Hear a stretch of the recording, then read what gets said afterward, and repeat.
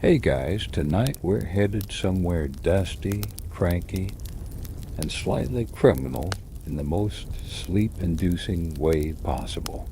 Imagine this. The sun beats down on your shoulders like an angry skillet. Your wrists are tied with a rough hemp rope, and every creak of the wooden sidewalk echoes your impending doom. You're being marched, no, half-dragged toward the jailhouse in a one-horse town whose population is outnumbered by tumbleweeds. Welcome to the Wild West, and congratulations. You're under arrest. You probably won't survive this dot. So before you get comfortable, take a moment to like the video and subscribe, but only if you genuinely enjoy what I do here.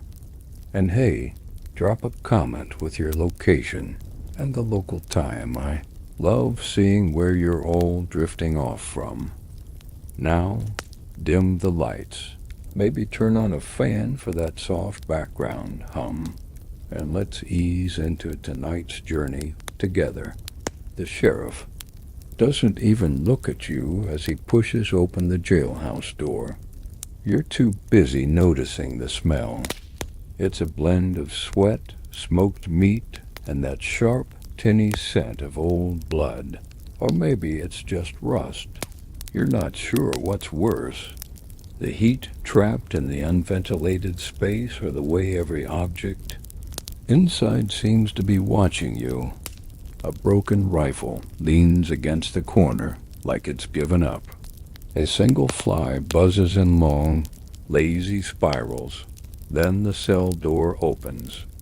Creaking like it's rehearsing for a haunted house, the iron-barred gate swings wide to reveal your new home.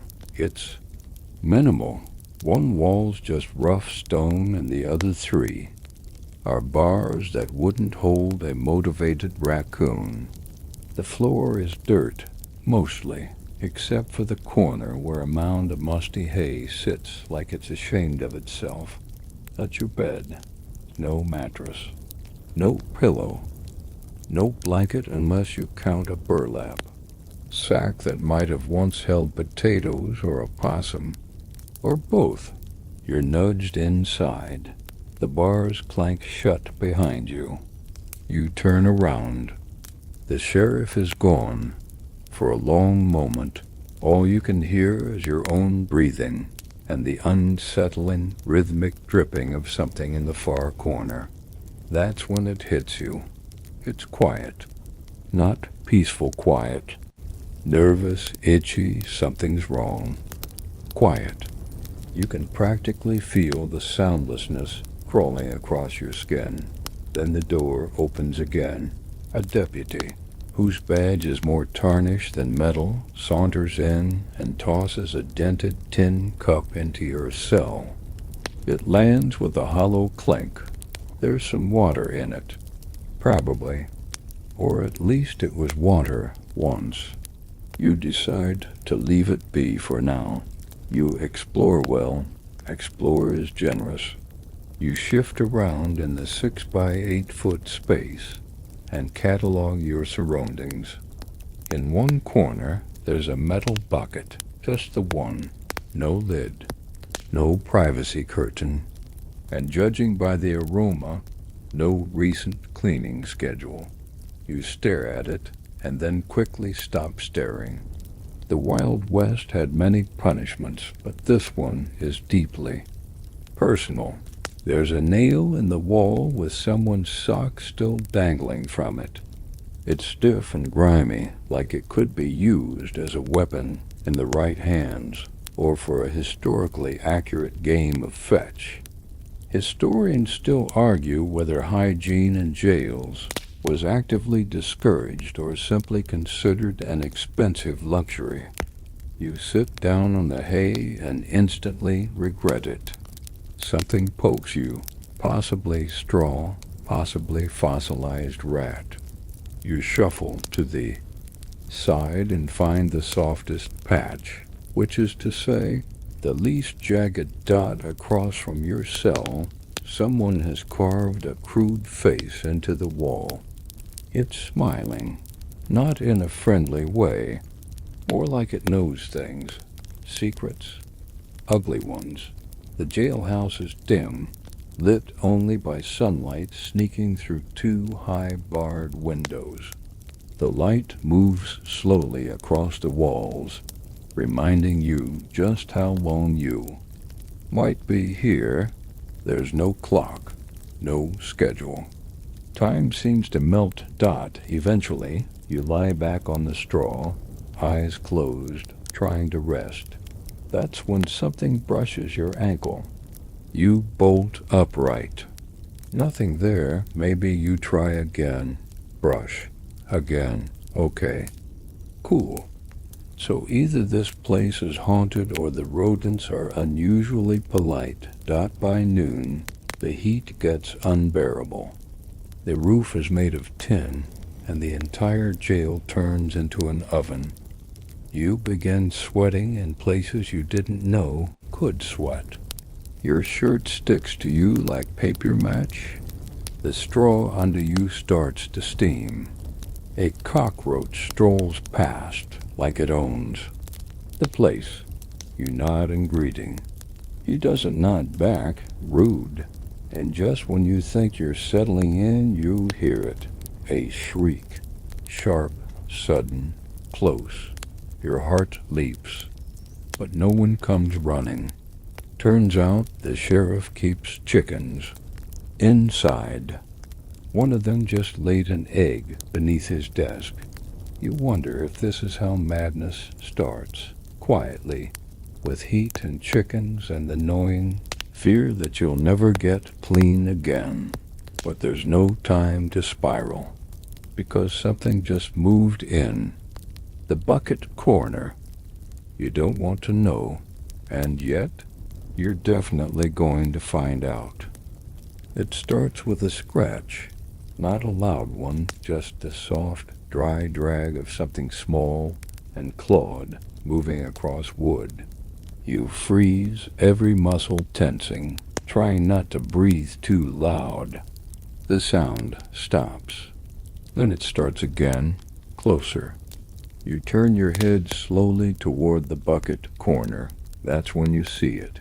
Two bead-like eyes glint in the darkness, low to the floor, just beside the bucket. A scorpion, small, pale, definitely offended that you've entered its domain. It stands perfectly still for a moment, tail coiled like a spring, then scuttles under a board and disappears. You let out the breath you were holding until you notice movement on the opposite side. This time it's not a scorpion. It's something furrier. Lice? No, too big. A rat? Possibly, but also kind of slow. And then it grunts. It's a pig. You blink several times to make sure the heat hasn't scrambled your brain, but no, it's a pig. A surprisingly relaxed one, snuffling contentedly as it pushes open a broken bit of railing with its snout and waddles over to your straw pile like your old roommates. Wild West jails, it turns out, weren't built with exclusion in mind. Small animals, chickens, drunks, and the occasional outlaw all shared the same air and probably the same fleas. Historians still argue whether that was due to underfunding or just a spectacular lack of imagination. The pig grunts again and settles down near your feet, like this is a perfectly normal arrangement. You inch away slowly. It follows. You stop moving. It sighs deeply and closes its eyes. Apparently, you're now the pig's emotional support, human. You try not to take it personally. Then the lice arrive. You don't see them at first. You feel them. A sudden itch at the back of your neck. Then another on your shoulder.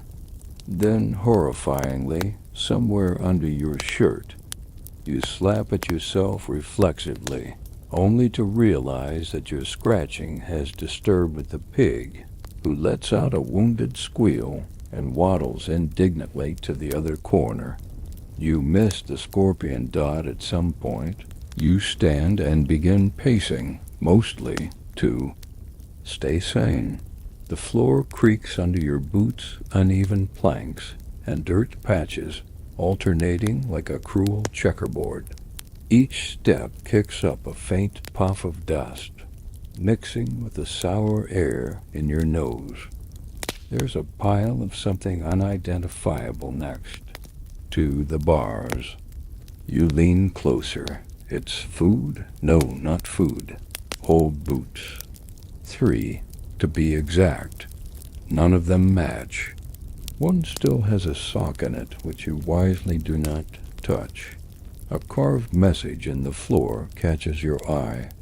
Someone used a spoon or fork, or maybe their teeth, to scratch out the words, "Do not trust bird." Cryptic, encouraging. You look up and notice with rising suspicion a wooden perch mounted above the desk outside your cell. Empty dot, but only for a moment. The bird arrives silently, wings flaring only once before folding neatly against its sides. An owl stuffed, or, wait, is it? Its head turns toward you with mechanical slowness, glassy eyes seeming to meet yours. The room gets colder, or maybe your imagination gets warmer. Either way, you decide it's probably best not to maintain eye contact with the possibly haunted. Ow! The pig snorts in agreement. A large bug skitters across the floor between your boots. You flinch, jump back, and land squarely on something squishy. A sound escapes your mouth that you'll deny making later. The squish, the pig's ear. You've stepped on the pig. Again, its squeal, this time is more dramatic that the owl watches without. Judgment, or too much judgment. You sit down, swatting at invisible bugs, then real ones. Then an actual splinter in your leg, the size of a matchstick. The lice return. The pig farts.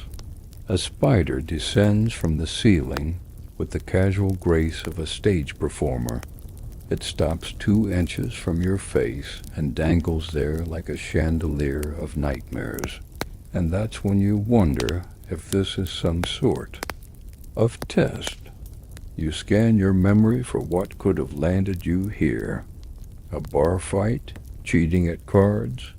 Asking for oat milk at the saloon? Doesn't matter. You're here now, in a cell full of itchy shadows and uncertain animal alliances. A particularly brave cockroach climbs onto your tin water cup and pauses as if expecting applause. You stare back. It stares longer. Eventually it scurries away, probably to brag. You try to lie down again, but now every straw scratch sounds like another scorpion. You close your eyes. Big mistake. The darkness behind your eyelids feels more alive than the jail itself. You open them and count ceiling boards. There are 12. You name them. One creaks louder than the rest-boardy mech screech. The pig snores. You envy it. Somewhere in the distance, a harmonica begins to play, badly. So badly that you can't tell if it's deliberate. The notes wander up and down like someone's trying to summon a snake, but only getting angry goats. You're not sure where it's coming from. Possibly under the floorboards. Possibly your own unraveling mind. Then, just when you think you've hit rock bottom, something splashes. You look over. The pig has used the bucket. You whisper a prayer, not for forgiveness, For bleach, there's a soft breeze that sneaks through the window and brushes your cheek like a ghost that's sort of sorry about being there. You lean into it. It smells faintly of horses and freedom. You sigh. Then a mosquito lands on your nose. You scream internally. The owl approves. You slap the mosquito. Miss. It disappears with a smug buzz, circling your head like it's teasing you before vanishing into a shadowy corner of the cell. You sit there, dazed, itchy, and now lightly sweating from the exertion of failing to hit something with the reflexes of a caffeinated hummingbird. And that's when the smell hits. It doesn't sneak up on you. It ambushes, a thick, sour stench that fills your nose, then somehow loops around and punches you in the back of the throat. It's like someone left soup in a boot for a week, then heated it with body heat and hopelessness. You gag. The pig gags. You both make eye contact. A silent agreement forms. Neither of you did this. The smell is coming from the wall. Specifically, the wall that seems to be oozing something, either condensation or ancient regret.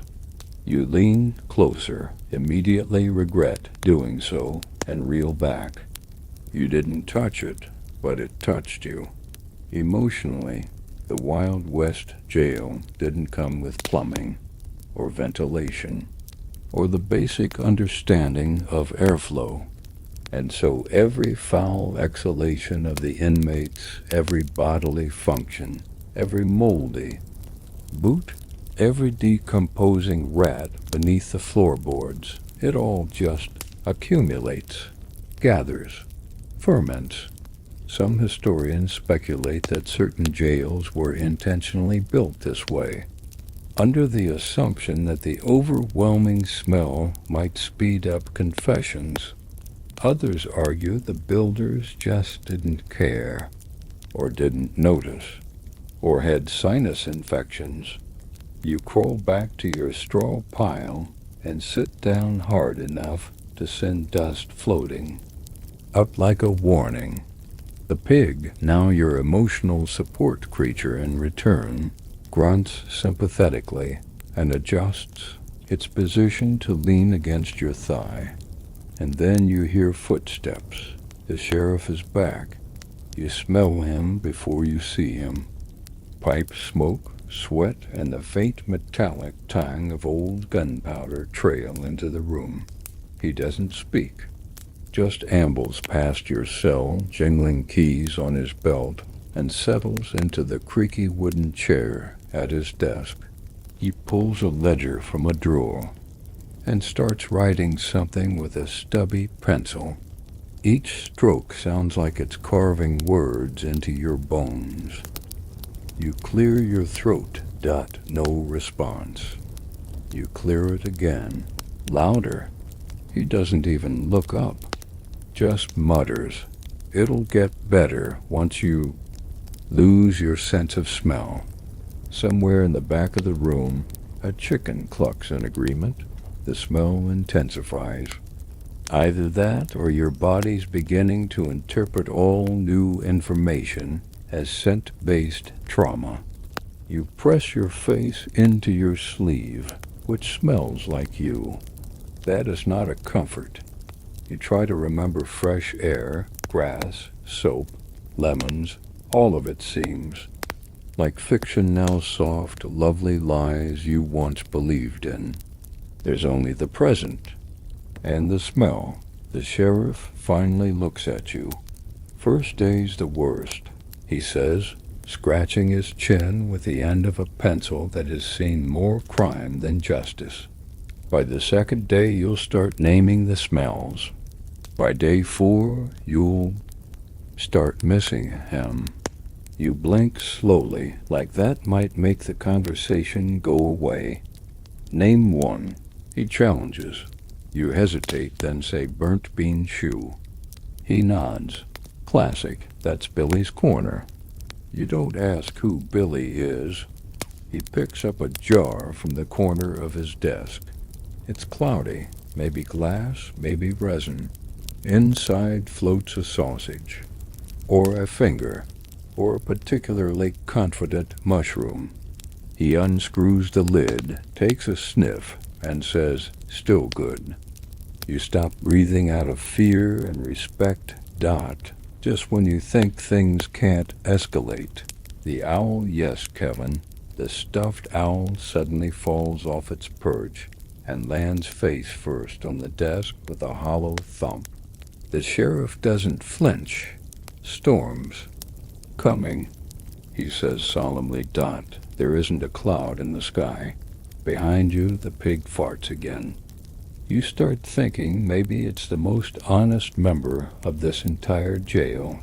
You curl back up in the corner and try to imagine a breeze, a meadow, anything except the current air situation, which is somewhere between overcooked underwear and forgotten stew surprise. Then you hear something new, coughing. Violent, hacking coughing from the cell next to yours. You shuffle over and peer through the bars. A man sits hunched in the corner, wrapped in a moth-eaten coat, face sunken, eyes watery. He looks up at you and smiles with only 4 teeth. "First time?" He croaks. You nod. Dot, he points to the wall between your cells. "That leak, not water." You back away. "Name's Elmo," he adds, as if that will ease your mind. You sit back. Down your body one giant flinch. Elmo starts humming tunelessly. The sheriff hums louder, perhaps to drown him out. And then Kevin the owl slides off the desk entirely and lands on the floor in an unceremonious heap. Dot, no one moves to fix him. Some say the Wild West was all about freedom, about opportunity. But in this moment, freedom feels like a story for rich men and clean clothes. And opportunity? Maybe that was the scorpion. You close your eyes again. Try to sleep. The stench clings to your lungs like damp wool. And somewhere, in the haze of exhaustion, you imagine a field of lavender. Dot. Then the pig licks your foot. Welcome to jail. The sheriff snores like a wounded bear. You're not sure when he fell asleep. It must have happened mid-hum, just after Kevin the owl face planted for the second time. 1 minute, the man was tapping his stubby pencil against a sausage jar. The next, his chin was tucked into his vest, mouth open, breath coming in labored wheezes. A mouse darts out from under his desk, grabs something from a pile of sawdust, and scurries away like it's done this 100 times. It probably has. You sit up straighter, not because you're alert, just because lying down on this straw any longer will fuse your spine into a question mark. Dot, it's almost midday now. Judging by the way the sun is slicing through the barred window, creating glowing stripes across your arm, the temperature has once again decided to imitate hell's waiting room. You can smell your own sweat, feel it trickling down your back in a slow, itchy race to nowhere. The pig seems to be trying to dig a hole through the floor, presumably to escape or start a vegetable patch. And then the sheriff shifts. Biscuits, he's still asleep, talking in his dreams. You decide to examine him a little closer now that he's not watching, or at least not awake. His boots are enormous, the leather cracked like old tree bark. His badge is crooked, hanging off one button like a brooch that's given up. The gun on his hip looks older than most countries. But most alarming is what's next to him. A nameplate. Not. On his desk. Tattooed on his forearm. Clint. You file that away. Then there's Kevin Now on the floor, wings outstretched like he's just collapsed from the sheer exhaustion of existing. The owl's glass eyes stare upward with a wild, eternal confusion. You edge closer to the bars, craning your neck to get a better look. He's stuffed, all right. Or mostly. Someone's definitely tried to preserve him with more ambition than technique. His feathers are sparse, his head slightly cocked at a dramatic angle. A small sheriff's badge is pinned to his breast, and if you squint hard enough, you can read the engraving. Deputy. This town has a taxidermied owl as deputy. Historians still argue whether this was meant as a joke, a threat, or a sign of severe loneliness. You hear a creak behind you. Elmo, your raspy neighbor, is peeking through the bars. You met Kevin? He whispers. You nod. You don't like strangers, you frown. But he's Elmo nods solemnly. Exactly. You sit back down. The pig makes a little hiccup noise and rolls onto its back, clearly unbothered by any of this.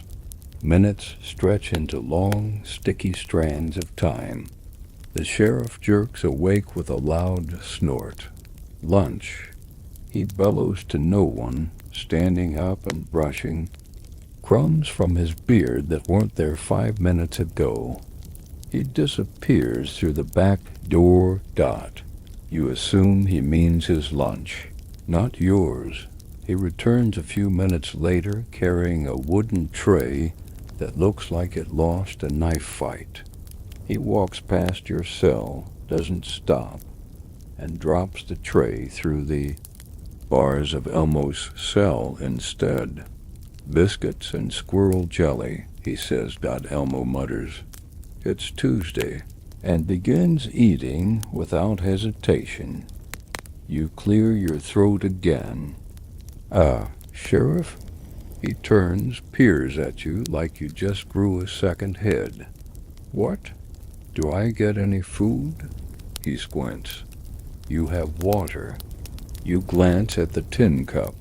The water now has a thin film on top and something swimming inside it.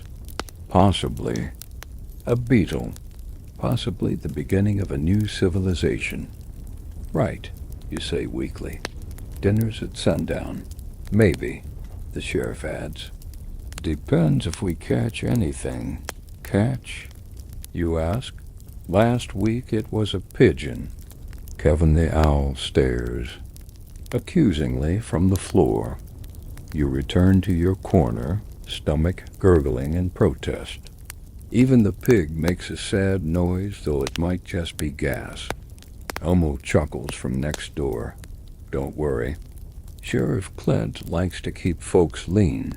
Says it makes him too tired to escape. I'm already too tired to think, you mumble. Perfect. Elmo replies and goes back to chewing something that looks like dried leather and sounds worse. Outside. Boots crunch on gravel. More footsteps. You rise, hopeful that maybe food or someone who knows what hygiene is arriving. Instead, another prisoner is shoved through the door. He's tall, wiry, wearing a torn waistcoat and a hat 2 sizes too large. He winks at you as he's thrown into your cell. Yes, your cell.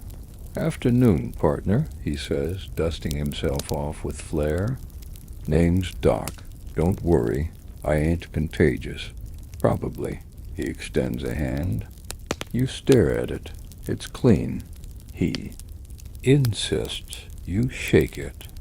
It's not clean. I fix teeth, he says proudly. You raise an eyebrow. With whiskey and a rock, he adds, as if that clarifies everything. He sits cross-legged on the straw and pulls a harmonica from his pocket. No, you say firmly. He pouts, puts it away. You now share your 6-foot space with a possibly fake dentist, a flatulent pig, and a bucket that's reached full emotional capacity. You lean your head back against the bars. Outside, the sheriff is arguing with a chicken.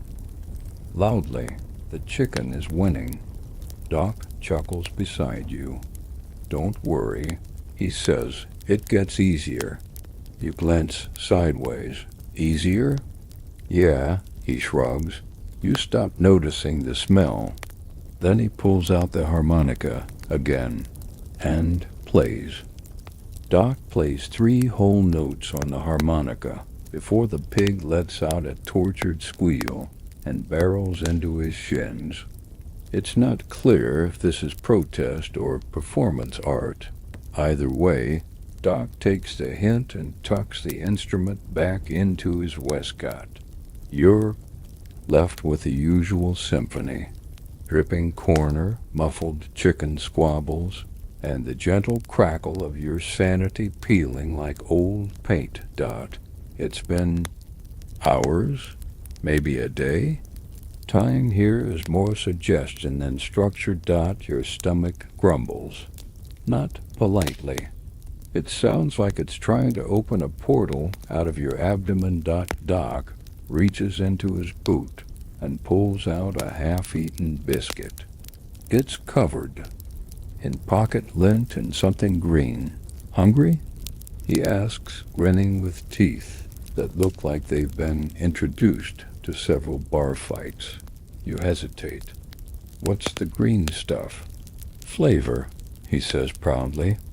Might be basil. Might. A mold adds character. You politely decline. Doc shrugs and pops it into his mouth. More for me. Your eyes return to the tin cup. It now contains something floating that looks suspiciously like an eyelash. It's entirely possible it belongs to you. Then, as if summoned by your despair, the sheriff lumbers back in. Dinner, he grunts. Your heart lifts. Until you see what he's holding, a single battered tin bowl. Inside something beige, lumpy, and steaming. He ladles out 2 uneven globs onto mismatched metal plates and slides them through the bars. Doc picks his up cheerfully. Ooh, beans. Again, you examine yours. The beans are gray. Not a color beans are supposed to be. You poke them with a finger. They jiggle. Eat up, Sheriff Clint says, not looking at you. That's government rations. High quality. You take a tentative bite. It tastes like regret, and iron. Doc devours his portion with alarming enthusiasm. You get used to it, he says between mouthfuls. Eventually your taste buds just give up. The pig snorts and eyes your plate. No, you say firmly, don't even think about it. The pig looks wounded. You sigh and push the plate over. It sniffs, then decides to chew on the edge of the tin instead. Where does this food come from? You ask. Doc leans in conspiratorially. Well, technically, no one knows. Some say it's made by the preacher's wife in exchange for reduced tithing. Others say it's leftovers from the mining camp 6 miles north. 6 miles? Yeah. They cook on Mondays, and the leftovers arrive here by Thursday. If they're still moving, we cook them again. You push the rest of your beans away. Elmo coughs behind the wall. Once found a tooth in mine, he rasps. Wasn't mine. Historians still argue whether Western jails provided food regularly or relied on family members and the rare visiting preacher to bring scraps. Official records suggest meal schedules, but prisoners' diaries often describe days with nothing but stale bread, or even, alarmingly, glue soup. You lie back and close your eyes, trying to imagine you're anywhere else.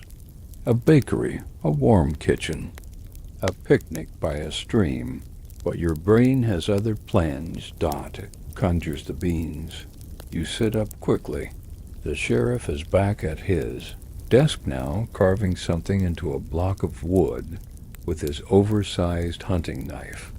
He doesn't seem to be aiming for any particular shape, just stabbing with the kind of intensity that makes you very aware of your own limbs. Doc, meanwhile, has launched into a monologue about the time he pulled a tooth from a horse and replaced it with a marble. That horse won 5 races before anyone noticed, he says proudly. You decide not to ask follow-up questions. Then something clatters loudly outside the cell. Sheriff Clint stands up, walks out the front door, and slams it behind him. Through the narrow barred window, you can just make out the shape of a man approaching the jail on horseback. Doc peers through the bars. That's the traveling judge, he mutters. Shows up once a month, whether there's a trial or not. You sit up straighter. A judge? Wait till I get a trial? Doc snorts. Oh, sweet summer child. He leans back. You're in holding. Holding lasts as long as Clint says it does. Maybe you'll get a trial. Maybe you'll get forgotten. Your optimism deflates like a punctured canteen. A loud thud outside interrupts the mood. A chicken flies through the window. Yes, through it, and lands with a squawk on Doc's shoulder. Betsy, he says, entirely unfazed. She gets lost sometimes.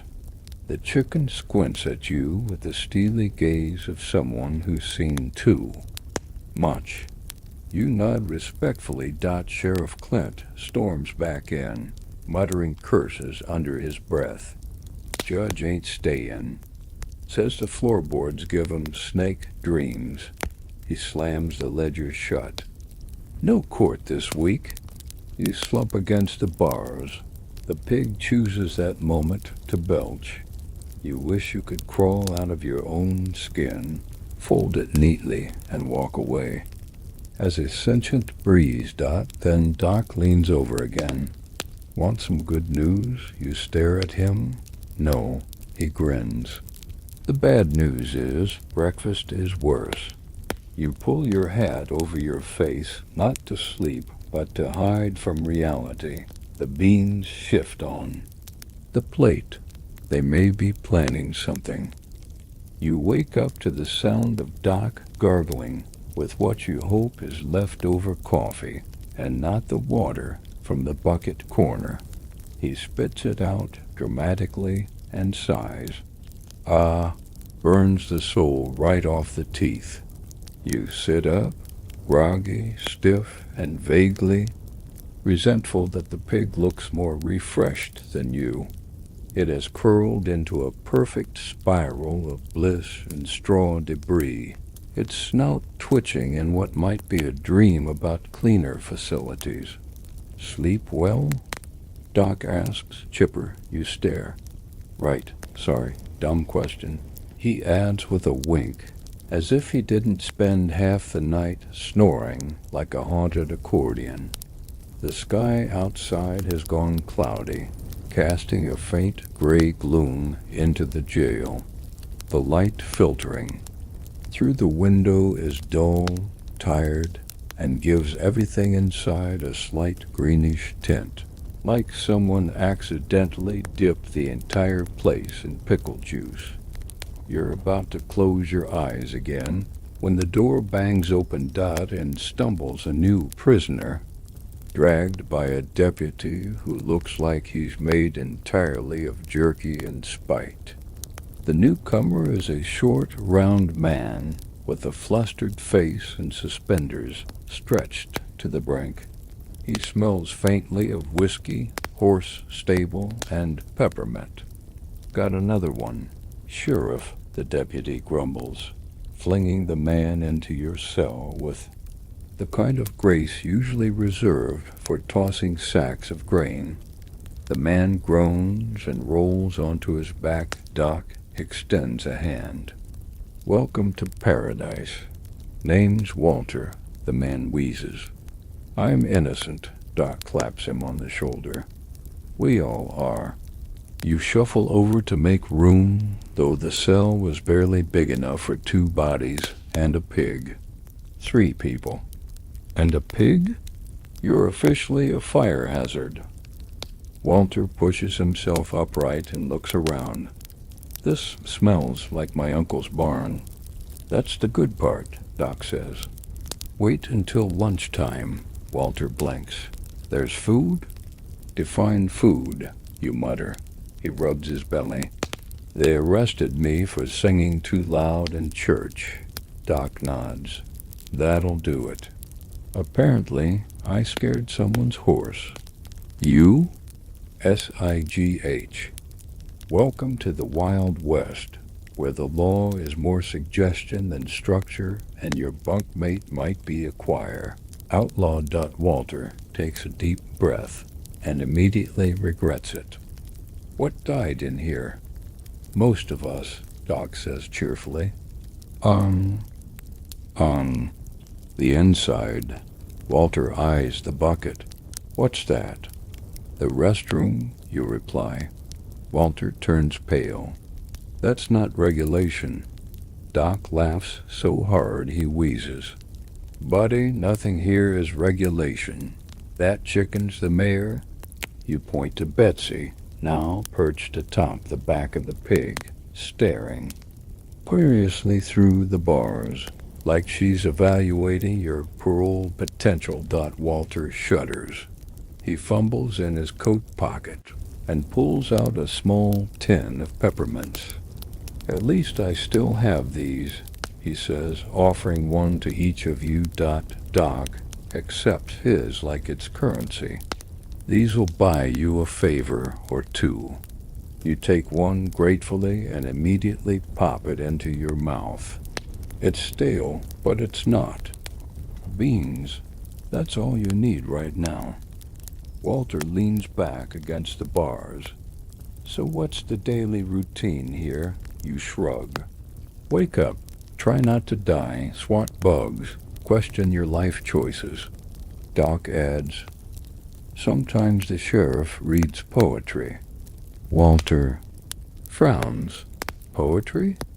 Before you can explain, the sheriff appears as if summoned.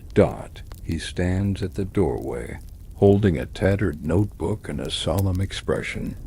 Today, he says, I shall read Ode to My Boots.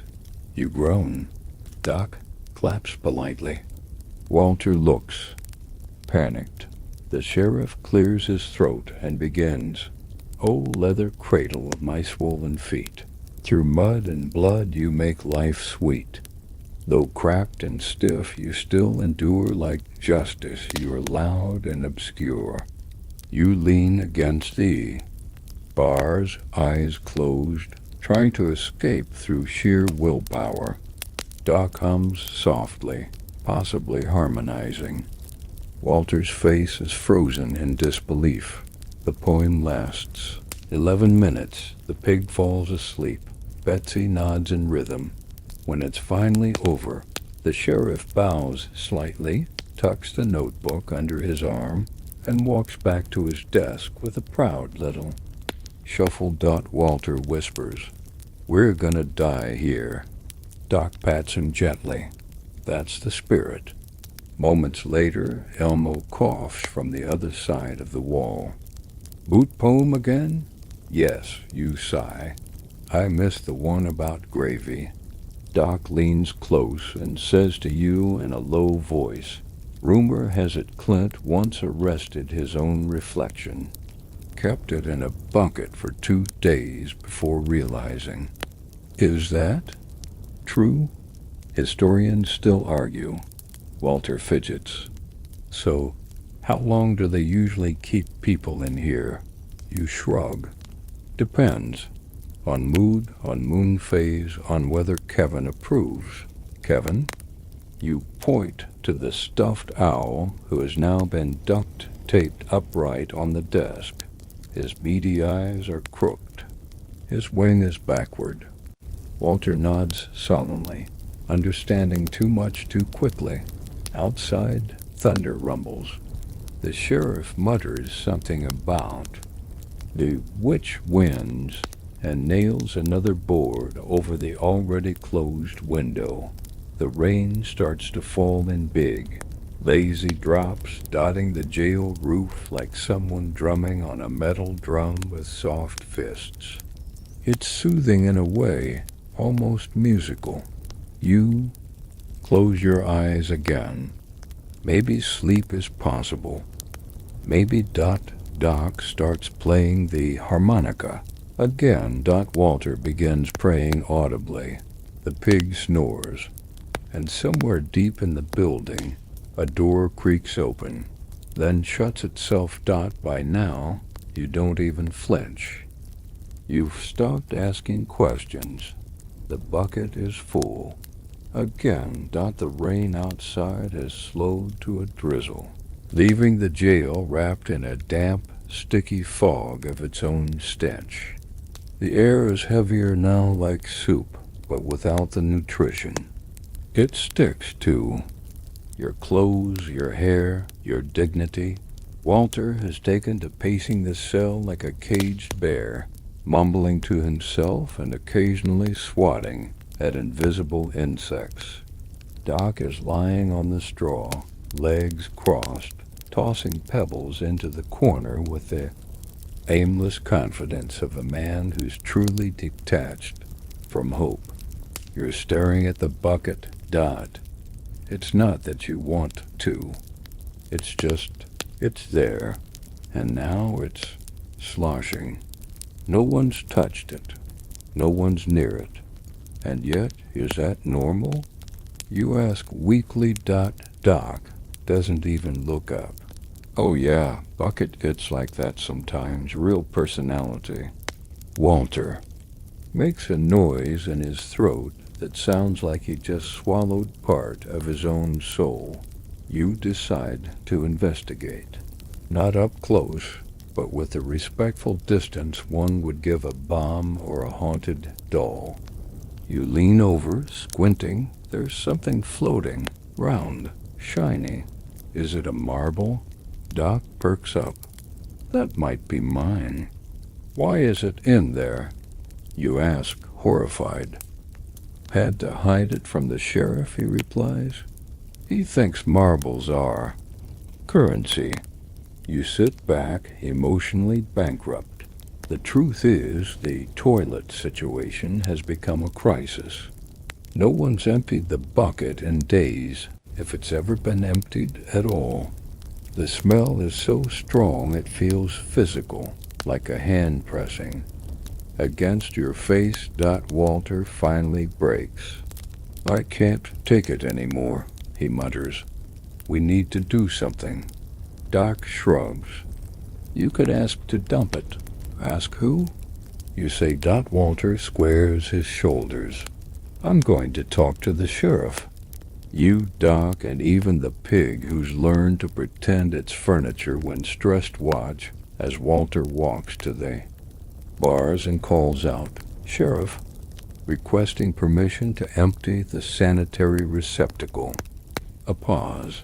Then Clint's voice, slow and unimpressed. The what? The bucket, Walter says. You already used it? Yes, several times. You want to dump it? Yes. Sheriff Clint walks into view, arms crossed, eyes squinting like he's trying to remember if buckets were invented yet. Fine, he grunts, but you carry it yourself. No sloshing. Walter nods seriously. Of course. And you dump it in the alley out back, on the left side, not the right. Why? The right side's haunted. You don't ask for elaboration. Clint unlocks the cell with exaggerated slowness, as if reminding you who controls the door. Walter picks up the bucket with both hands, arms shaking slightly, and steps out with the careful precision of a man, carrying ancient nitroglycerin. As he walks past the sheriff's desk, Kevin the owl falls off again. Nobody reacts. Walter disappears through the back door. 5 minutes. Past 10, then the door creaks open, and he returns, bucket empty, face pale, but triumphant. That, he says, was the most terrifying experience of my life. You look at him. His pants are damp. You don't ask questions. Doc claps slowly. You've done us proud, Walter grins. You're welcome. Clint locks the door behind him and mutters, "Don't get used to that." As if anyone could, you settle back into the straw, which is now damp not from rain. You don't want to know. It's best not to think too hard in here.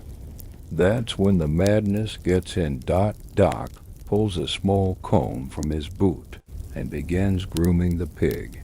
It grunts in approval. Walter starts humming a hymn very softly under his breath. You stare at the ceiling, tracing cracks in the wood like constellations. This one looks like a boot. That one might be a rattlesnake or a map. Maybe both. Ever wonder why there's only one bucket?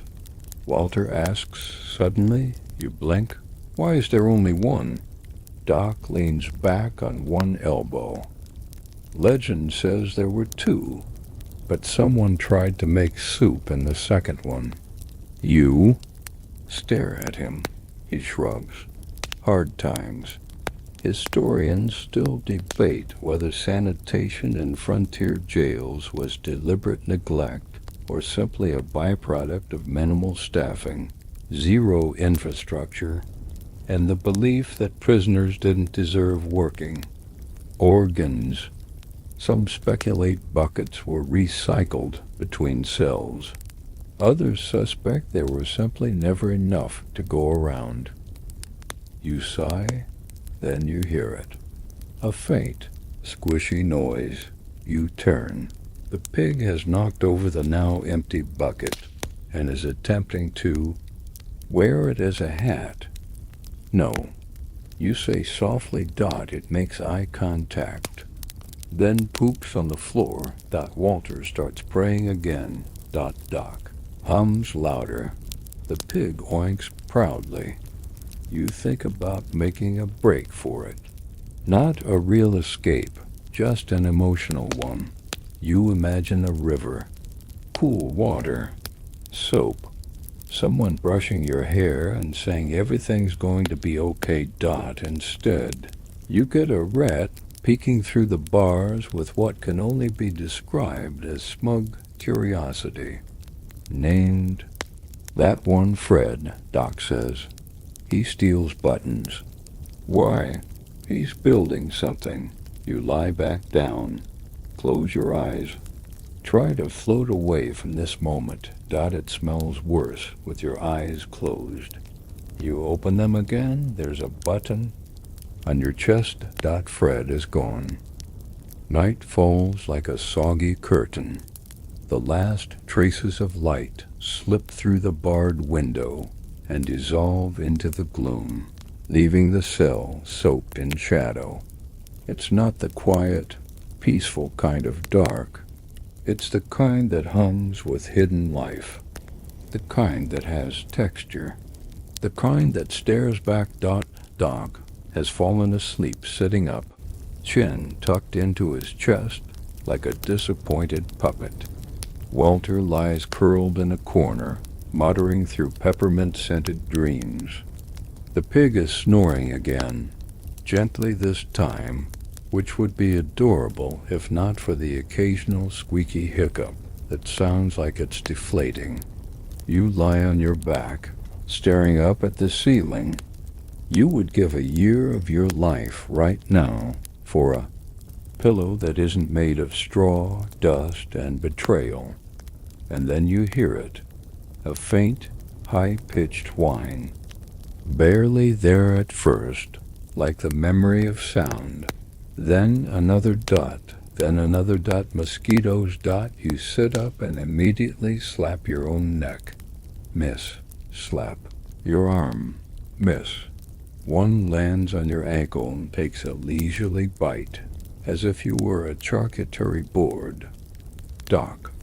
You whisper, he doesn't move. Doc? He mutters. Why are there so many mosquitoes? Jail's built on a swamp, he mumbles. And also sin. You don't know what that means.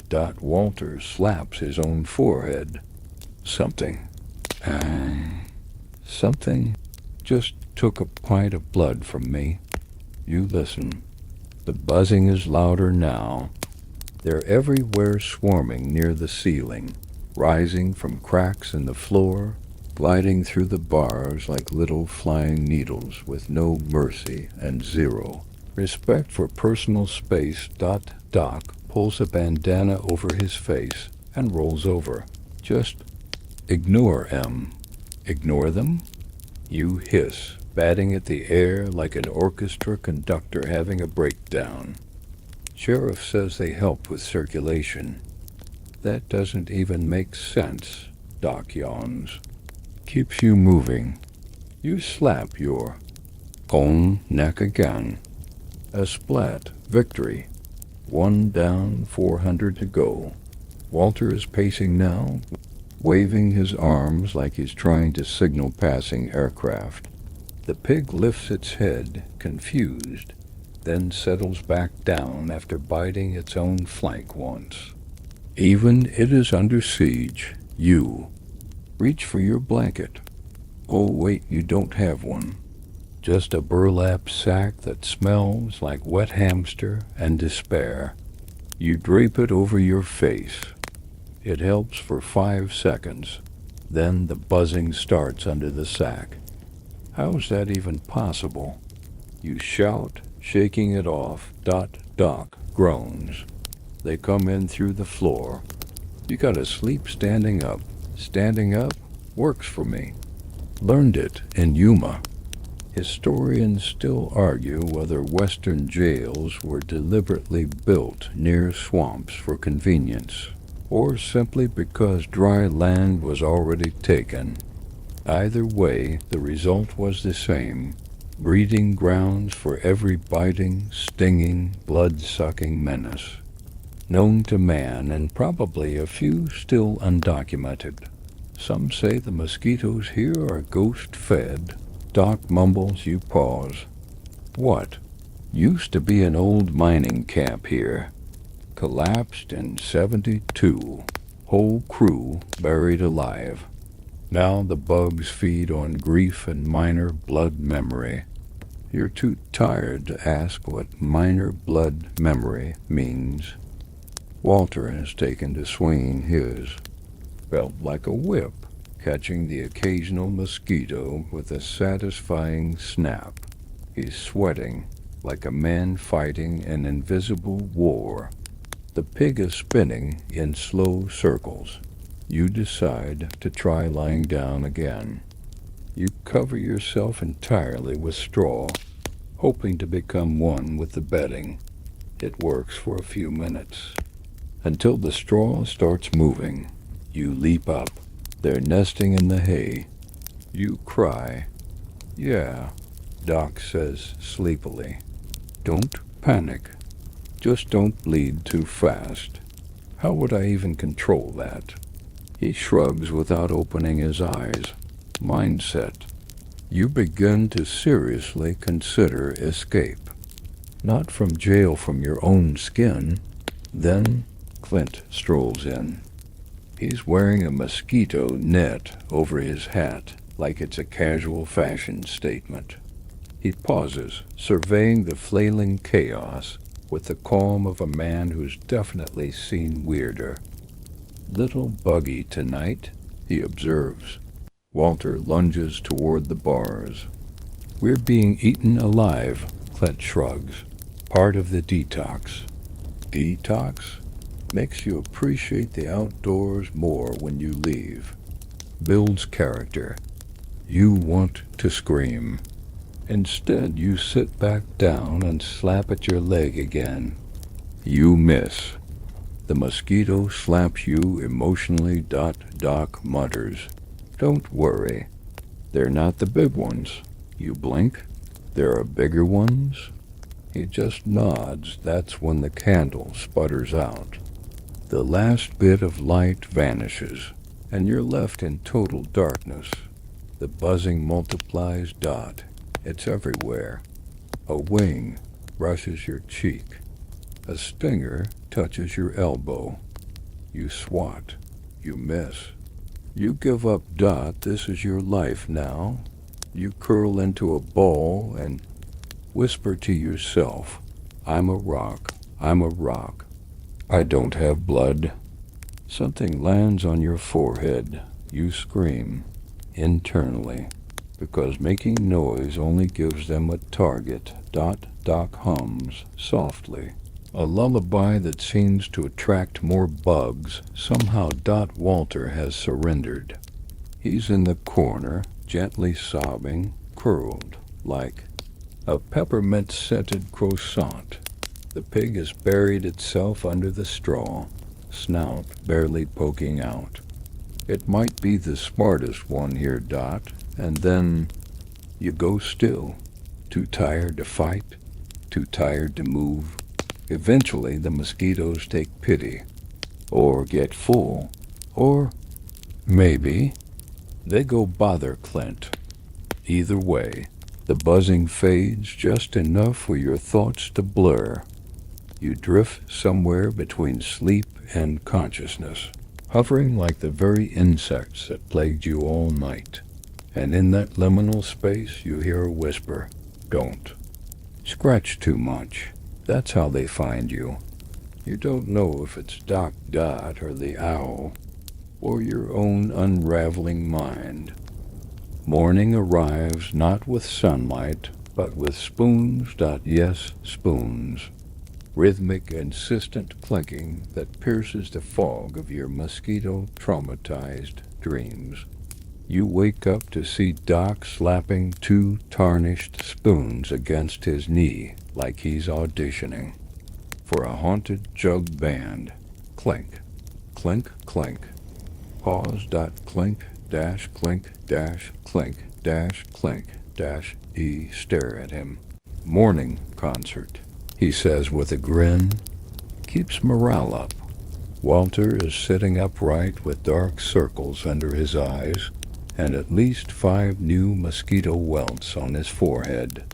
"I dreamed I was being chewed on by musical ghosts," he mutters. Doc beams. "Close enough." The pig stretches and lets out. A mighty snort, then immediately poops in the same spot it did yesterday. You're starting to suspect it's done this with purpose. A ritual, perhaps. Or protest art. Somewhere outside, a rooster crows off beat, then immediately seems to regret it. The day is beginning. You pull yourself upright and glance around. Same jail, same smells, same grimy light filtering through the barred window like it's being charged rent. Then the jailhouse door swings open. Sheriff Clint enters carrying a fiddle. You blink. He sets it down on the desk with reverence, as if handling a sacred relic, then turns to face the cell block. "Time for culture," he announces. Doc lets out a quiet yeses. Walter groans. "You are too tired to react." Clint picks up the fiddle, positions it under his chin, and drags the bow across the strings with all the delicacy of a buzzsaw. A shriek erupts, not from the instrument, from somewhere deep inside you. "This here's my morning suite," Clint says, eyes closed. Opus number 5, Forlorn Sunrise and Hemorrhoid Waltz. He begins to play dot. It's not music. It's a declaration of war on pitch. The fiddle howls like a feral cat being dragged across a chalkboard. It screeches. It wails. Somewhere, glass probably cracks. You're not sure if it's the window or your soul. Doc claps in time. Beaming Walter presses both palms to his ears and whispers something that might be an apology to the universe. You consider joining the pig in its protest. Clint finishes with a flourish that involves stomping his boot and growling at the ceiling. "That's art," he says. "Real men weep at that one." "You nearly do, but not for the reason he thinks." He carefully places the fiddle back in its crate. Yes, crate, and sits behind the desk, clearly pleased. Doc sighs happily. "That one reminds me of my second marriage." Walter whispers the mosquitoes were better. And then comes the next event. The poem. Clint stands again. "Oh no," Walter breathes. The sheriff retrieves a well-worn notebook and clears his throat. Dramatically. Today's reading is dedicated to Kevin. He nods at the owl, still duct-taped to the desk. "You brace, oh noble bird who never flew, yet stares so hard, right into you. Your glassy eyes, your feathered pride, remind us all we're dead. Inside." He bows. Doc wipes a tear. Walter is visibly shaking. You glance at the owl. Kevin appears entirely unbothered, possibly because he's made of dust and regret. After the poem, there's silence. A heavy, humming, post-cultural silence. And then Clint speaks again. "Lunch?" Everyone perks up, even the pig. But Clint just points to the tin plate still sitting in the corner from yesterday. Still some beans there. You look. The beans have congealed into a singular mass. They may be trying to evolve. Doc shrugs. Could be worse. Walter nods. Could be poetry.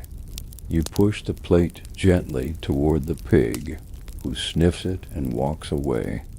Even it has limits. Just when you think it's over, Clint stands again. Time for confessions. You blink. "What?" "I take confessions on Wednesdays," he says. Keeps the jail spiritually balanced. Doc claps. It's like church, but with less guilt and more mildew. Clint begins pacing outside the cell, arms behind his back like a bishop who accidentally became a cowboy. "You new guy," he says, pointing at you. "Any sins to declare?" You shake your head. I don't think so." He squints. "You ever spit in a river?" You pause. "Maybe." Clint nods solemnly. "River spirits don't like that." He turns to Walter. "What about you?" "I sang in church," Walter says. Clint raises an eyebrow. "What hymn?" "Onward, Christian Soldiers." Clint narrows his eyes. 2 militant. 3 hail. Marries and stops singing near livestock. He moves on to Doc. "You already know mine," Doc says with a wink. "Still not okay." Clint mutters. He returns to his desk and starts fiddling with a locked drawer. After several minutes of grunting and the sound of keys being tried, he pulls out a single, dusty harmonica. He stares at it. "You ever play one of these?" he asks, turning it over. Doc beams. I dabble. No, Walter, and you both say, in unison. Too late. Doc accepts it like it's a ceremonial blade. He raises it to his lips, pauses. Clint leans forward. Make it sad. Doc nods. He plays. And this time, it's not awful. It's slow, moody, notes bending like tired knees. The room settles a little. Even the pig lets out a long, low sigh. For one strange moment, the jail feels almost peaceful. Almost. You close your eyes. The music washes over you like bath water that's not quite warm enough, but better than nothing. Then the harmonica lets out a sudden, off-key squawk. You open your eyes. Doc coughs. Sorry, that last note had a B in it. Clint nods. That happens. The moment is over. But for one sliver of time, it almost wasn't awful. Time has stopped meaning anything. Morning? Afternoon? 1873? You're not sure. It might be Tuesday forever. The jail is its own universe, now small, creaky, oddly humid, and you are merely one of its moons, orbiting slowly around the bucket. The pig and Sheriff Clint's unpredictable poetry readings. You're hungry again. Of course you are. The beans, what's left of them, have started to grow a skin. Not like pudding skin. Like protective armor, you nudge the plate gently with your boot. It nudges back. You pretend that didn't happen. Walter is lying on his side, eyes wide open, mouthing the words to a hymn you're pretty sure doesn't exist. Doc is sharpening. A spoon on the wall with all the focus of a monk carving scripture. The pig is chewing on a button it may or may not have stolen from Fred the rat. And you're trying to figure out what crime you actually committed. Doc, you ask quietly, what was I arrested for? Doc tilts his head. Could have been spitting near the hitching post. Seriously? Maybe you looked at the preacher's goat funny. You stare at him, or sneezed too loud near Miss Clara's bakery. Walter sits up suddenly. I heard someone got thrown in here for dancing in pants. Men's pants, you ask? No, Walter says grimly. Her own. You lean your head against the bars. Exasperated. Sheriff Clint ambles into the room. He's got a toothpick in his mouth and a new badge pinned to his vest. This one says temporary judge. You didn't know he could read. This is alarming. Courts. In session, he declares. Walter groans. Again? Clint raps the desk with a ladle. Silence in the court. Doc raises his hand. Can I represent myself? You always do, Clint says flatly. He pulls a ledger from the drawer and flips it open with exaggerated flair. Let's see. You, he points at you, are charged with improper hat etiquette. You blink. What does that mean? You wore it indoors. Twice. What? Also, your boots squeaked near the post office. Spooked a cat. Doc whispers that's a hanging offense in Wyoming. You laugh. You shouldn't have. Clint looks up sharply. You think this is funny? Little bit, you admit. Clint scribbles something angrily in the ledger. Add contempt of judge. Walter sighs. So what happens now? Clint flips to a different page. Trial postponed due to barn owl interference. You glance at Kevin. He hasn't moved. But maybe that is interference. Next hearing is sometime after the harvest. Clint continues. When's the harvest? You ask Dot. Clint shrugs. Depends on the moon. Walter facepalms. You slump against the bars. Historians still argue whether trials in small frontier towns followed any structured process at all.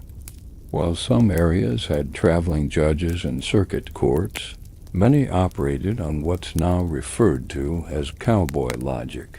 Basically, whoever had the loudest voice and the least patience for nuance.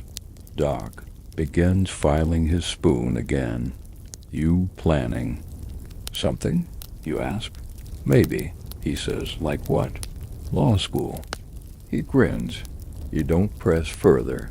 Clint returns to his desk, kicks his boots up, and begins whittling a stick into something. You hope it's not another poem. Is there a lawyer I can talk to? You ask hesitantly. Clint chuckles. Sure, we got a lawyer. You perk up. He's the chicken. You pause. Betsy? You ask, pointing at the bird who's currently nesting inside the ledger drawer. Yep, Clint says. Knows more about justice than most folks. Doc nods solemnly. She once got a preacher acquitted. Walter whispers. How? She pecked the jury. You close your eyes. The pig sneezes. Doc begins humming again. Something bluesy this time. It's actually decent, until Walter joins in with off-key harmony and ruins the whole mood. The pig tries to contribute by kicking over the bean plate. The beans don't spill. They thud. You're going to die here, aren't you? Maybe not physically, but piece by piece. Dignity first, then sanity, then your sense of direction, then your ability to ever trust a chicken again. Walter gets up and starts pacing. I need a lawyer. A real lawyer, Doc shrugs. You could petition the mayor. Who's the mayor? Still the chicken. Clint leans back. She wears two hats. Betsy squawks from the drawer, then flaps to the floor and struts past the cells with an air of bureaucratic menace. The pig follows her like an intern on day one. Walter collapses in the corner. This is madness. You nod. This is jail. Outside, the sun fades behind heavy clouds again. Rain begins to patter softly on the roof. It leaks in one corner, forming a small puddle that might become soup by morning. Clint mutters something about ghost taxes and disappears through the back door. You're alone again. Just you, two lunatics, a pig, a chicken mayor lawyer, and a bucket that may now qualify as a sentient being. Walter sighs. I miss being arrested. You stare at him. At least that part was fast. You lie down, cover your face with your arms, and wonder if this is what purgatory smells like. Spoiler, it does. You are going to escape. You don't know when. You don't know how. But one thing is clear. If you spend another night in this cell with Doc's harmonica solos, Walter's hymn mumbling, and a pig that thinks your foot is a chew toy, you will lose your mind. Doc is already sharpening a second. Spoon. Walter has started talking to the bucket, gently, as if he's trying to make peace with it. You, meanwhile, are eyeing the back wall. The one with the loose-looking board. It's not really loose, but it's almost loose. And in a place like this, almost is a miracle. Hey, Doc, you whisper. What's behind that wall? Doc doesn't look up. Storage. Maybe. Might also be raccoons. You glance back at the board. Big raccoons? Oh, yeah. Some say one of them used to be the sheriff. You decide you're okay with that risk. Later that night, once Clint starts snoring like a sawmill full of bad decisions. You begin phase 1, the rattle test. You press on the board. It gives about 1/4 of an inch. That's something. You wiggle it, no creaking.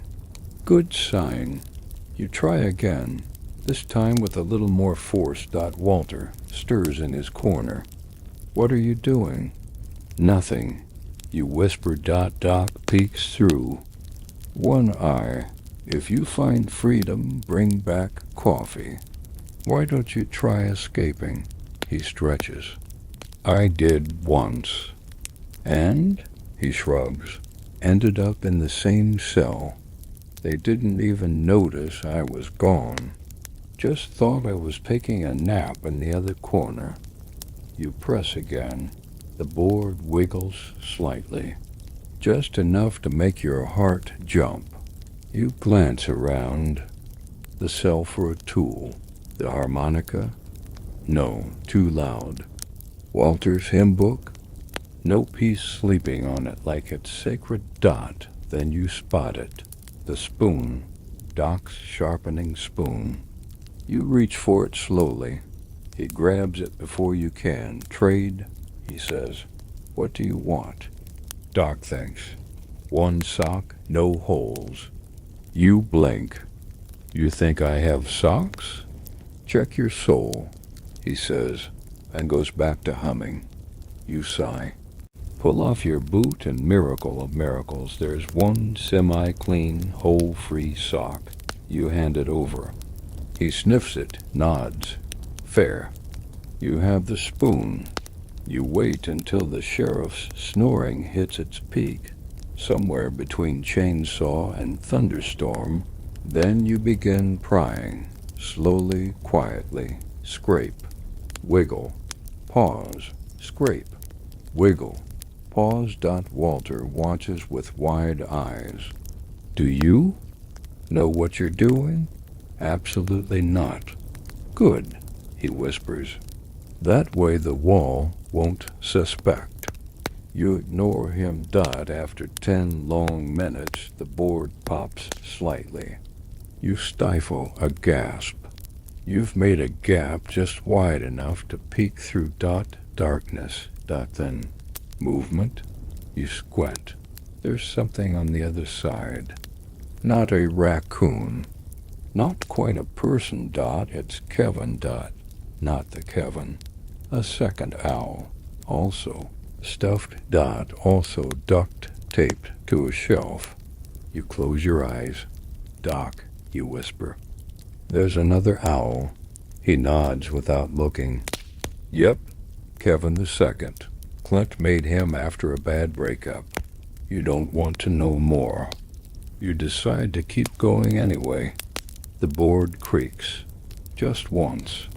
Loudly, everyone freezes. The snoring from Clint's. Office stops. You hold your breath.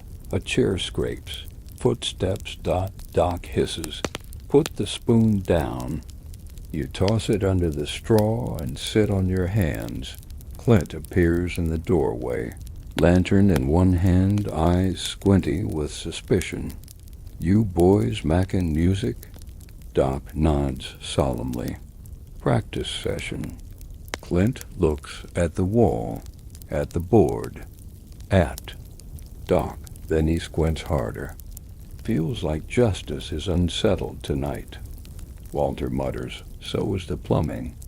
Clint sighs and turns back toward his desk. Don't let Kevin hear you messing with the wood. Then he's gone. You exhale.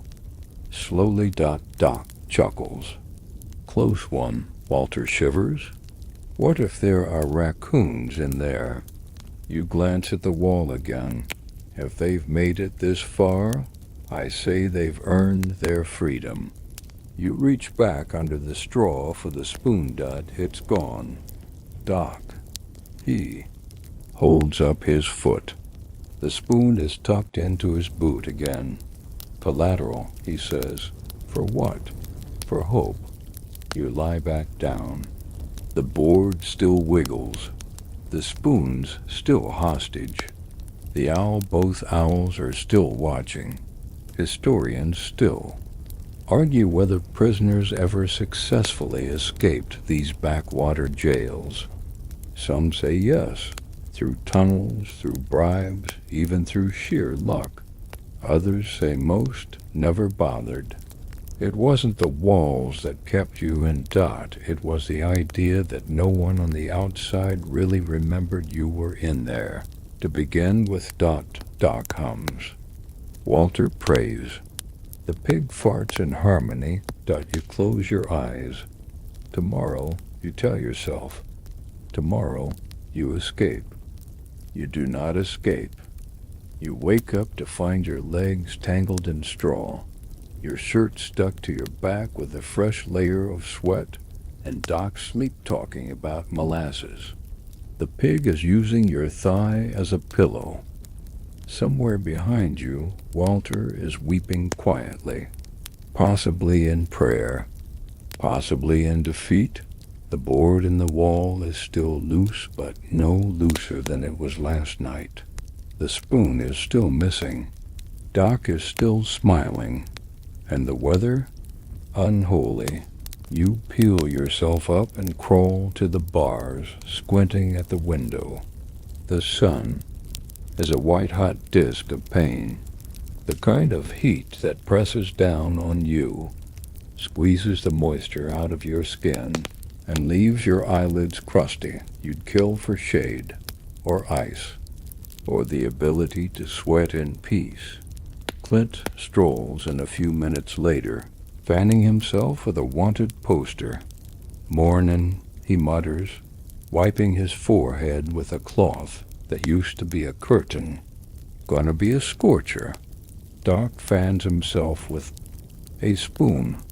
Walter whispers, "I didn't think humans could melt." Your clothes feel like they've turned to paste. The straw is steaming.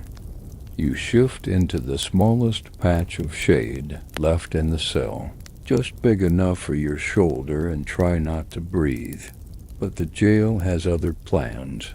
The roof, made of warped tin and cruel intent, turns the interior into a convection oven. The heat rises, then ricochets back down, bouncing off the stone walls and making the air shimmer like a fever dream. Your skin itches, your mouth is dry. The water in the tin cup is now officially classified as tea, except it tastes like buttons and regret. Doc's harmonica is too hot to hold. Walter has his face pressed against the wall, whispering, "Stone is life. Stone is cool. I am the wall." And then, just as you're considering chewing on the empty biscuit tray for moisture, the temperature drops. Instantly. It's like someone pulled a lever and let winter in. The shift is so fast it feels unnatural. You shiver. Doc exhales and pulls his coat tighter. The pig curls up, whining softly. A breeze snakes through the bars, cold and sharp as broken glass. You run to the window. Outside, clouds have gathered, massive, angry slabs of gray moving, with speed that seems off, too quick, too deliberate. The sun vanishes behind them, and the sky turns a bruised purple. "Snow?" Walter whispers. "In June?" You reply. Doc nods sagely. "Wild West weather. Moodier than my third ex." The sheriff reappears wearing a poncho that looks like it used to be a picnic blanket. He carries a bucket of coals and sets it in the middle of the room. "Keep warm," he says. Doc stares at it. "Sir, it's June." "Not anymore," Clint replies. "Now it's snow month." "Is that a real thing?" Walter asks. Clint shrugs. "Used to be. might still be. Kevin thinks so. Kevin. The owl remains silent, possibly frozen. Historians still argue whether the wild temperature swings in frontier towns were exaggerated by personal accounts or simply underrecorded by early meteorological tools. Some claim these shifts were common, tied to geography and elevation. Others suspect exaggeration.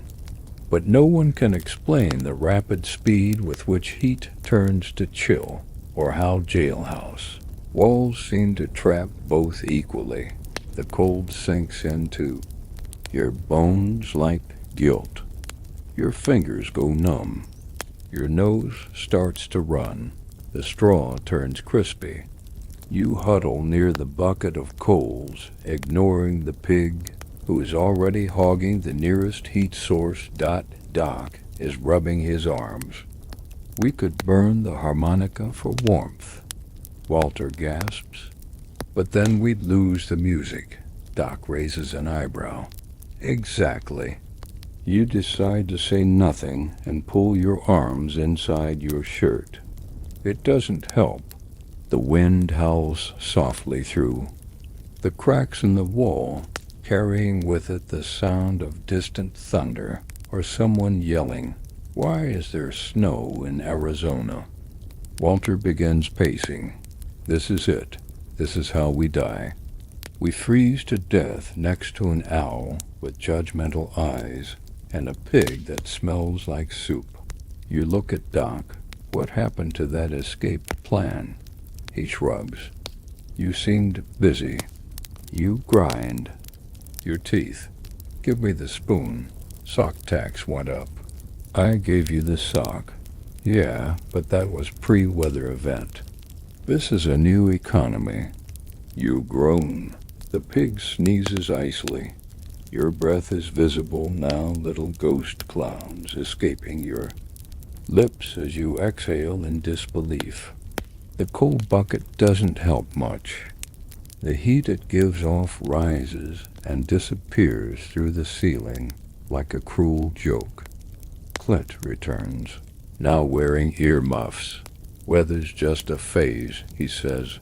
Ride it out. He drops a blanket onto the floor outside the cell.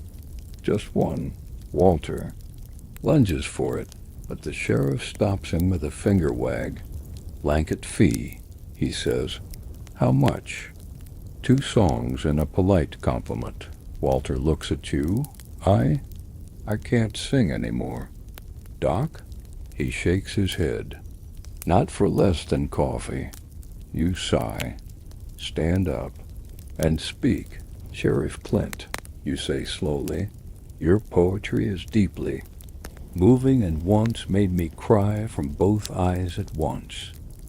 He pauses. Nods. Accepted. He kicks the blanket through the bars. It smells like mildew, sadness, and possibly goat, but you don't care. You wrap it around your shoulders and sit against the wall, shivering and victorious. Doc leans over. That's the first time I've seen someone weaponize a compliment. You smile weakly. Desperate times. Walter has retreated back to the straw. The pig has curled up under his coat. Doc is now using a harmonica case as a hat. The coal bucket glows faintly like a forgotten firefly. You close your eyes. Tomorrow, maybe it'll be spring again, or maybe the cell will fill with locusts. At this point, either seems possible. It's barely morning, but someone's yelling scripture through the bars like salvation depends on volume. You jerk awake, nearly roll onto the pig again, and blink into the musty half-light of the jail. Doc is already sitting up, his eyes puffy with sleep, cradling the harmonica like it's a baby bird. Walter mutters something about false prophets and shuffles toward the corner to pray or scream. It's hard to tell. Then the door bangs open. He's back. Not Clint, the preacher. His coat flaps behind him, like he's trying to convert the wind. His beard is uneven, his eyes are wild, and he carries a sack full of something that clinks ominously. He slams a Bible down on the desk and throws both arms into the air. Rise and cleanse, you sacks of dust, Doc waves lazily. Morning, morning, Pastor Dave. You will not ignore the voice of truth. Walter groans and wraps the blanket around his head. You're still trying to sit up when the preacher marched toward the cells, shoving pamphlets through the bars. Each is covered in red ink and furious underlining. One says bats are real. Another reads, "Buy my tonic." I have here, Pastor Dave bellows, the solution to everything. Disease, vice, lustful thoughts about livestock. Doc nods solemnly. We do get a lot of those. Walter peeks out. Is this the guy who tried to baptize a cactus? You blink, he what? Shut up and listen. The preacher roars. Clint strolls in with a half-eaten biscuit and a jug of questionable liquid. He doesn't even blink. Dave. Sheriff. Clint sips from the jug. Still selling snake water? Divine tonic. Right. Pastor Dave corrects. Distilled by moonlight and elderberry weasels. You stare. Elder she, Doc says. Let him finish. Dave rattles the sack and pulls out a single glass bottle filled with something purple. It glows faintly. Could be bioluminescence. Could be lead poisoning. Just one sip, he says, and you'll be cured. Of everything, Walter perks up. Even jail? Especially jail. Does it work? You ask. Dave points at Kevin the owl. Ask him. Kevin says nothing. Naturally. Clint shrugs. He drank it once, didn't I? That's the bar now? You mutter. Doc snatches the bottle and sniffs it. Smells like vinegar and firewood. Divine? Pastor Dave whispers. Walter reaches into his boot and pulls out a single peppermint. Will this buy me one? Pastor Dave takes the mint solemnly. You are healed. Walter drinks. Silence. You all stare at him. He blinks. I feel warm. That's the alcohol, Doc says. Ah. A minute passes. Walter hiccups. Then he begins singing, loudly, in Italian. You didn't know he spoke Italian. The pig howls. Clint laughs. Yep, it's working. Pastor Dave nods, collects his sack of miracles, and heads for the door. But just before leaving, he turns dramatically and shouts, "Repent or regret." Then he's gone. The door slams. Walter is now doing interpretive. Dance with the bucket. You sit back against the wall and sigh. What was that? Doc shrugs. Religious outreach? You shake your head. Historians still argue whether preachers in frontier towns were true clergy or just eccentric traveling salesmen with strong lungs and access to herbs, Doc says. Could be both. Clint, still chewing, adds, he married a horse once. I'm sorry, what? Just on paper, Doc says. Legal loophole. Walter is now trying to baptize the pig with a bucket water. You wrestle it away before things escalate. Then Clint stands up. Time for census. He pulls out a giant, cracked ledger titled, People Who Exist Today. Name? He asks, looking at you. You blink. I've told you 6 times. New form, he says flatly. You sigh. Fine. Insert your name here. Clint scribbles. Something, crime, I don't know, still counts. Doc leans over. Put me down as trespassing on God's patience. Walter shouts. Write witness to miracles. You all pause. Then Clint writes something and mutters. Tuesday's gonna be long. He flips the book shut. Right, that's lunch. You're about to protest when he tosses another tray into the cell. It's gray again. Still warm. Still jiggling. Still possibly alive. Doc takes a bite. Mystery. Walter passes out. You push the tray toward the pig. It sniffs, then kicks. It over. The beans roll. Sideways. Gravity has given up. You lie down, stare at the ceiling, and try to pretend your life choices haven't led here. Then the preacher's voice echoes faintly from outside. You cannot jail a soul. You close your eyes. Oh, but you can. It's visitation day. Or at least Clint says it is. He announced it this morning by sticking his head through the doorway, still chewing a biscuit, and shouting, Scrub yourselves. The town's coming to stare. You thought he was joking. He wasn't. By mid-morning, the townsfolk begin to arrive, parading past the barred windows like it's some kind of twisted Sunday fair. They gawp, they giggle, they point. One child presses her face to the glass and asks, Is that man okay?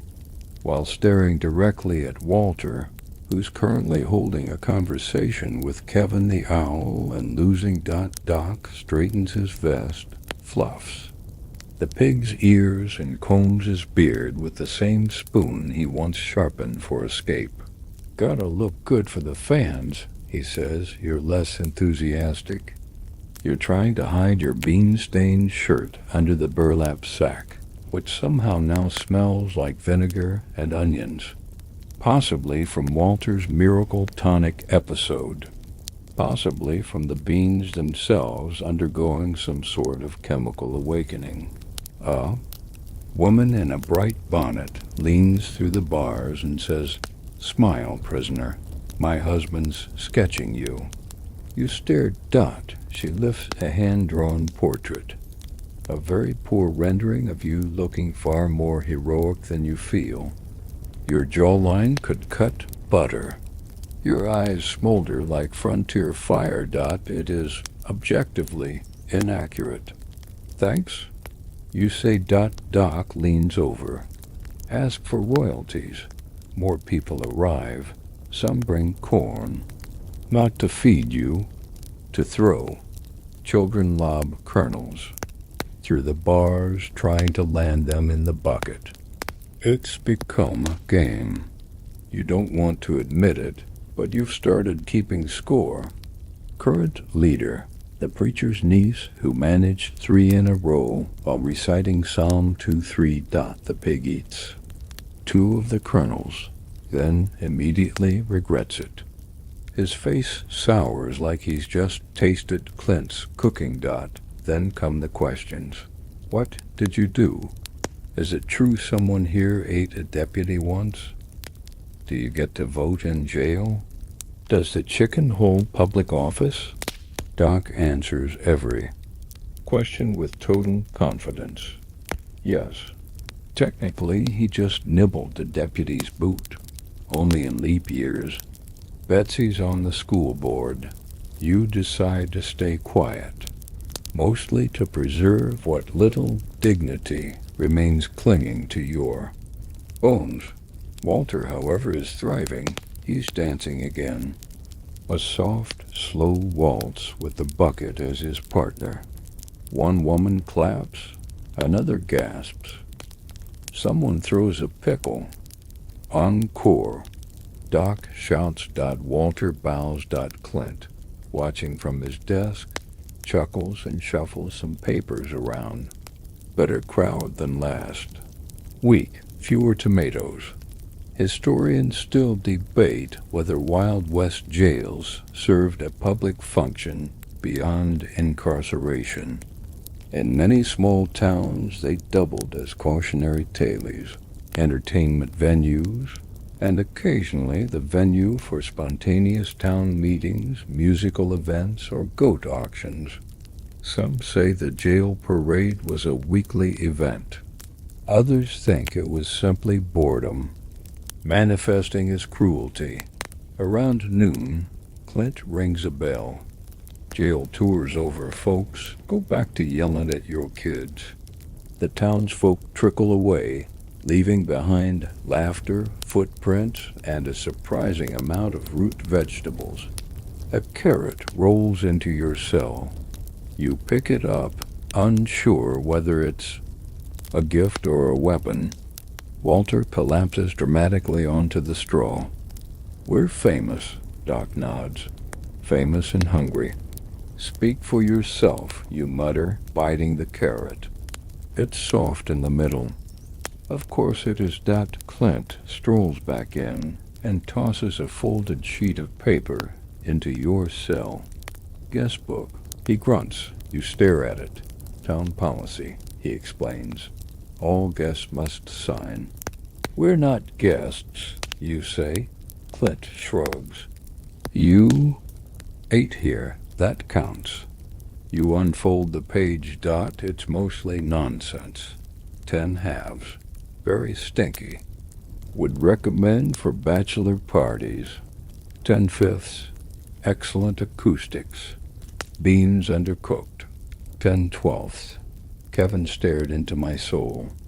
10/10. You pick up the pencil and add your own? Still unsure what I did, but I've made peace with the pig. You? Pass it to Doc. He writes. Let it be known, I survived 4 harmonica solos and 3 servings of revenge beans. I am become legend. Walter adds a drawing of the bucket with a halo.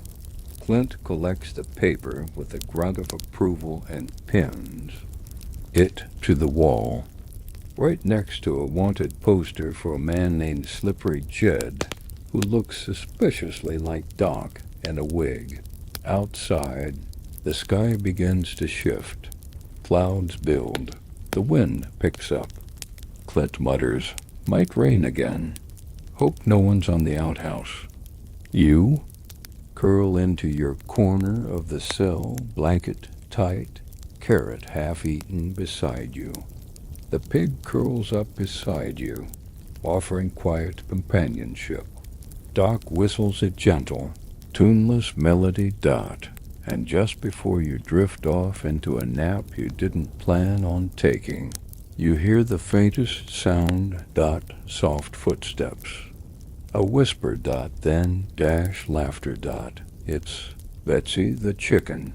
She's back, and she's wearing the mayor ribbon again. The sky cracks open just after dusk. One moment it's calm, sticky, and gray, and slightly too quiet. The next, it's as if the heavens have decided to wash the entire town in a fit of wild, righteous vengeance. Rain slaps the jailhouse roof with a fury you didn't know water could muster.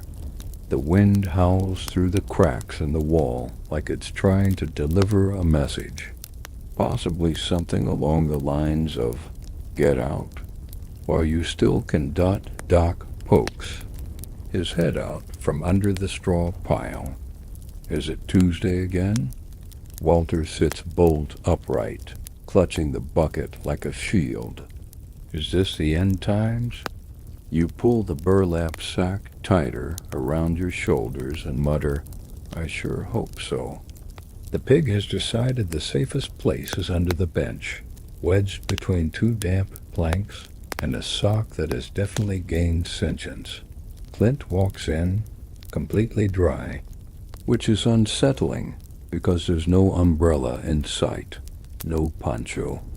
Just Clint, his hat somehow defying physics, and a satisfied chewing noise echoing from his mouth. You hear that?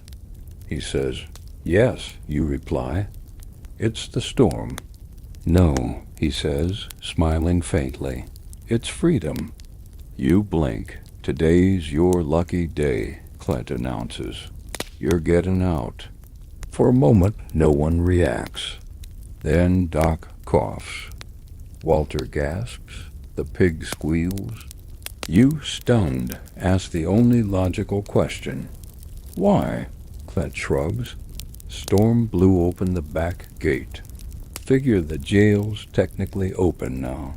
You look at the wall. The loose board you've been poking at for days is now completely dislodged. A hole gapes into the alley behind the jail. Wind whistles through it. You smell rain, mud, possibility. Clint tosses a ring of keys at you. They clatter against the bars. Unlock yourselves if you want, he says. Or stay, we're having beans again. You don't hesitate. Walter sprints to the keys like they're forged from gold. He fumbles, drops them, picks them up with shaking hands. I forgot how to use keys, he whispers. Doc takes them gently. With a flick of the wrist and a click, the door swings open. The cell is open. Your legs won't move. For a moment, you all just stare. Then, you step forward. It doesn't feel real. You pass through the threshold slowly, as if expecting the bars to slam shut at the last second. But they don't. You're standing in the center of the room now. Outside your cage, Kevin stares at you. Betsy the chicken nods solemnly from Clint's desk. Go on, Clint says, still chewing. The door's open. You lasted longer than most. Walter rushes toward the back exit and disappears into the storm without another word. Doc stretches luxuriously. I might stay a little longer. You gape at him. Why? Free food. Complicated relationships. Chicken mayor. It's a life. The pig waddles after Walter. Doc gives you a lopsided smile. If you ever find better beans, you let me know. You nod. Slowly. Clint holds the front door open. Rain pours sideways into the jailhouse now. You take one last look around. The bucket, the bean you named Ceiling Larry, the corner where mosquitoes went to die, and the board you nearly escaped through. You take a breath and step out. The rain hits you like freedom. Cold. Hard. Absolutely glorious. You don't run. You walk. Down the steps. Through the mud. Past the crooked fence and the sign that still says nitrogen monoxide horse parking. Especially you, Fred. You don't look back. You don't need to. You're free. But just as you round the corner, you hear Clint call out, Hey, you freeze. You forgot to pay your bed fee. You turn. I slept on hay. Clint grins. Still counts. You sigh. Of course does. And now the storm fades behind you. The sound of the rain softens into a gentle hush, like a lullaby whispered. Across the dusty plains, the air cools, the tension lifts, and every footstep feels lighter, as if the world itself has decided to let you go. You're out of that jail. No more beans. No more owl eyes. No more mystery soup disguised as water. Just you and the soft patter of droplets on the road. Let the memory of the cell melt away. Let the scraping spoon, the bucket rituals, and the off-key harmonica dissolve into the mist of your sleepy mind. There's nothing left to do now. Nothing to fix. Nothing to run from. You made it. You endured. You laughed, you squirmed, you questioned your life choices, and somehow, through it all, you found your way to the door dot. So now, as your breathing slows and the tension seeps from your muscles, imagine yourself wrapped in a dry blanket beside a warm campfire. The storm has passed. The sky is clearing. You're no longer a prisoner of the past, just a quiet traveler, drifting gently into rest. Let your mind grow quieter, softer, slower dot, and as you begin to slip into sleep, remember, even the worst jail cell has a door, and every storm eventually runs out of rain. Good night, traveler. Sweet dreams.